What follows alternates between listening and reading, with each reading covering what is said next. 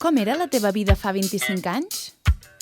En aquell moment tenia els nens adolescents, va ser una època molt feliç perquè em va permetre dedicar-me a la meva feina com amb una tranquil·litat diferent de quan els nens eren molt petits. Era dibuixar, dibuixar i dibuixar, només que llavors em cansava molt menys. Pilarín, com recordes el naixement de TV3?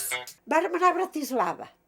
I mentre estàvem allà, la Roser Capdevila va telefonar a casa seva i va tornar i va dir: s'ha engegat la televisió i ha sortit la Sue Ellen de Dallas, que la coneixíem perquè ja sortia per televisió espanyola, i ha dit bandarra.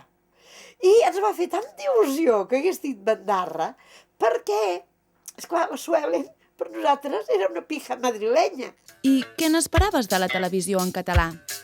Em penso que no hi havíem comptat que la televisió, a més, podia ser bona. Perquè nosaltres ja només aspiràvem a que fos catalana. I a sobre va ser bona. I ara, un desig d'aniversari per TV3. Continuïtat amb empenta.